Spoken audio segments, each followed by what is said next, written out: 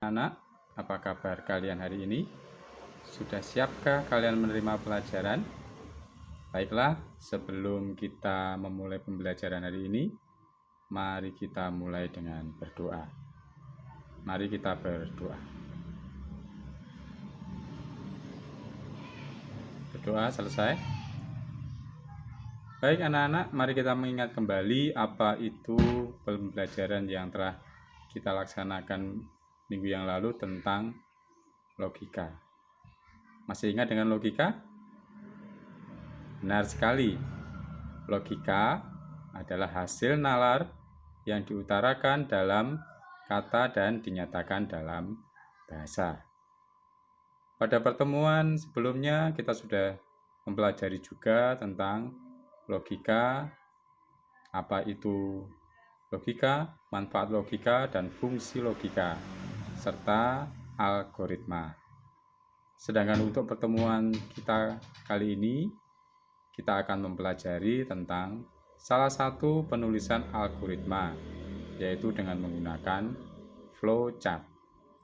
Untuk lebih jelasnya, silakan simak video berikut ini.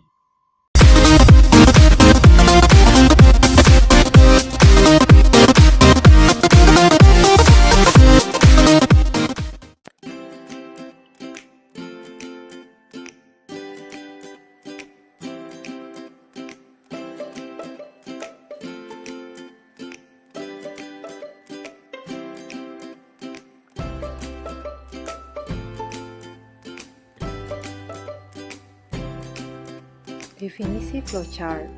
Flowchart atau diagram alir adalah metode penulisan algoritma berupa bagan yang menunjukkan aliran atau flow dan proses di dalam suatu program secara logika. Ada berbagai jenis flowchart dan yang akan dibahas di sini adalah program flowchart atau diagram alir program. Simbol-simbol dalam flowchart memiliki makna yang berbeda.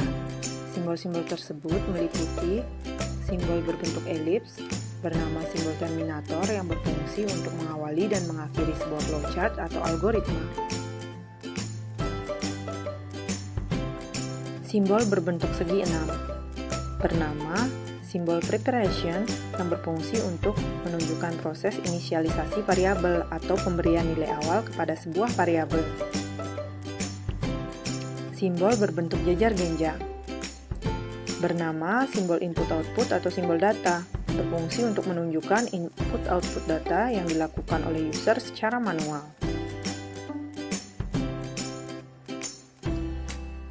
Simbol berbentuk persegi panjang, bernama simbol proses, berfungsi untuk menunjukkan proses yang dilakukan oleh mesin komputer.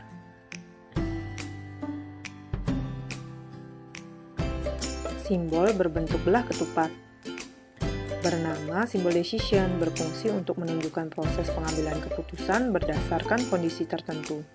Untuk menghubungkan semuanya, digunakan simbol anak panah bernama simbol arrow yang bertujuan untuk menunjukkan arah aliran. Contoh flowchart pertama. Di sini kita akan belajar membuat flowchart sederhana. Misalnya, untuk membuat flowchart luas lapangan sepak bola. Jika diketahui panjang sama dengan 120 meter dan lebar sama dengan 90 meter. Nah, flowchartnya adalah pertama dengan membuat simbol terminator bertuliskan start terlebih dahulu karena setiap flowchart diawali dengan simbol ini. Oleh karena panjang dan lebarnya sudah diketahui, kita membutuhkan simbol preparation untuk memberikan nilai awal pada variabel berupa panjang sama dengan 120, lebar sama dengan 90. Berikutnya, kita akan menghitung luas lapangan sepak bola dengan menggunakan simbol proses lengkap dengan rumusnya berupa luas sama dengan panjang kali lebar. Untuk menampilkan hasilnya di layar monitor, kita membutuhkan simbol output bertuliskan right luas dan flowchart diakhiri dengan simbol terminator bertuliskan N. Untuk menghubungkan semua simbol ini digunakan simbol arrow yang berbentuk anak panah dan menunjukkan arah aliran. Dengan demikian, flowchart untuk menghitung luas lapangan sepak bola pun selesai. Contoh flowchart kedua. Bagaimana jika kita ingin menghitung luas lapangan basket, atau luas lapangan tenis, atau bahkan luas kolam renang yang sama-sama memiliki bentuk persegi panjang seperti lapangan sepak bola, tetapi tentu saja panjang dan lebarnya berbeda? Nah, disinilah diperlukan simbol input. Kita bisa menggunakan flowchart yang tadi dengan menggunakan simbol input untuk mengganti simbol preparation. Bertuliskan read panjang, lebar, sehingga dengan ini user dapat menginputkan nilai panjang dan lebar yang berbeda secara manual.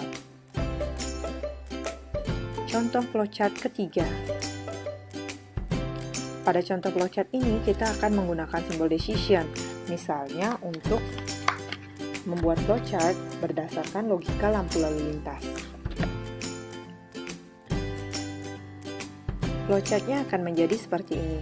Seperti biasa, sebuah flowchart selalu diawali dengan simbol terminator start. Kemudian kita membutuhkan simbol input untuk membaca warna lampu dari user. Selanjutnya, kita membutuhkan simbol decision untuk mengecek apakah warna lampunya sama dengan merah. Jika ya, ikuti anak panah true, sehingga diperoleh keterangan sama dengan berhenti. Jika tidak, ikuti anak panah false. Kita membutuhkan satu simbol decision lagi untuk mengecek apakah warna lampunya kuning. Jika ya, ikuti anak panah true, sehingga diperoleh keterangan sama dengan hati-hati. Jika tidak, ikuti anak panah false.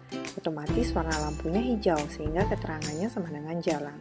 Untuk menampilkan hasil keterangan ini di layar monitor, kita menggunakan simbol output bertuliskan write keterangan.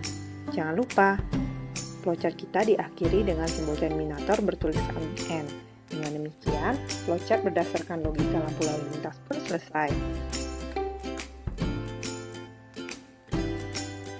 Kelebihan dan kekurangan penulisan algoritma dengan flowchart. Kelebihannya antara lain adalah mudah dibaca dan dipahami karena adanya standarisasi penulisan dan simbol. Kemudian, cocok untuk algoritma tak kompleks atau yang memiliki tingkat kerumitan rendah, serta cukup rinci dengan pemodelan secara visual. Sedangkan kekurangannya adalah tidak cocok untuk algoritma yang kompleks atau memiliki tingkat kerumitan tinggi. Kemudian, cukup sulit untuk diterjemahkan ke kode program yang sebenarnya. Dan proses yang digambarkan kurang detail karena kurangnya ruang untuk penulisan flowchart. Silahkan perhatikan flowchart ini. Jika Anda belum paham, silahkan klik replay.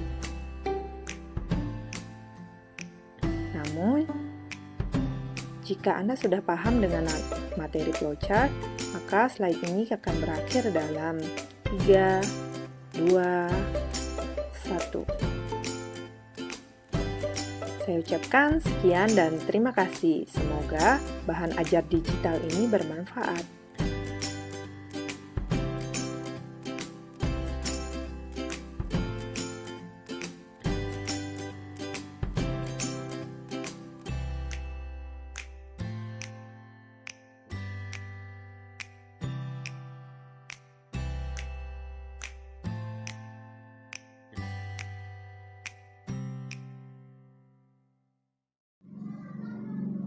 Pada hari ini kita telah mempelajari tentang flowchart atau diagram alir, di mana flowchart ini adalah urutan perintah yang kita gunakan untuk menyelesaikan suatu masalah. Dan kita juga sudah mempelajari simbol-simbol dari flowchart, berbagai macam simbol yang harus kita ketahui untuk penulisan sebuah diagram alir tersebut.